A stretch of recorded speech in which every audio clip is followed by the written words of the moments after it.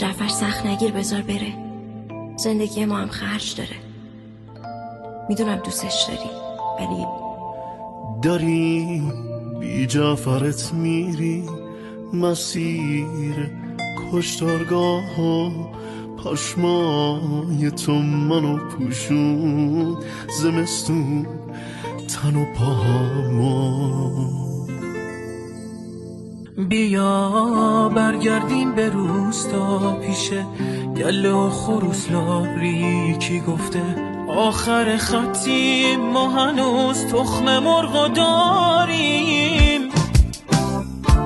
تو پشماتو تکون میدی قربونه اون خال سیاهت. داریم از هم جدا میشیم، چه خوب بود یونجه و کارت. میترسیدم از اون روزی که شیشلی که کسی باشی. دارم فردامو میبینم گیاه خارشی بعد من کاشکی.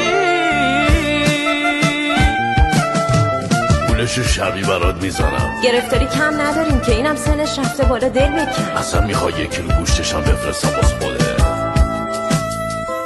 داری از اول جاده دنبتو هی تکون میدی.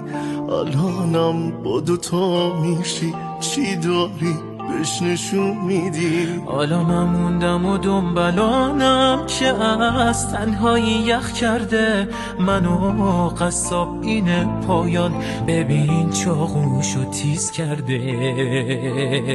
تو پشماتو تکون میدی قربونه پشل سیاهت. ولی جعفر عجب میشی چه خوبه دنبه نابت. میخوام برگردیم اون روزی که بره تو بغل باشی. دارم فردامو میبینم گیاه خارش و جعفر داداشی.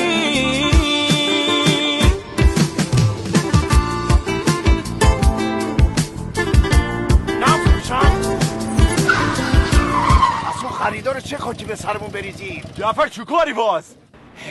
اصغر داداش معذرت، من این گوسفند رو نمیفروشم. ای بابا مگه تو لنگ پول نبودی؟ نه این دختر من گفتش که با اسکیبام الان خرید میکنی بعدم پرداخت میکنی، واسه همین من نیاز نیست این شنگولی رو ببینم. اسکی رو بگی؟ اسکیبام.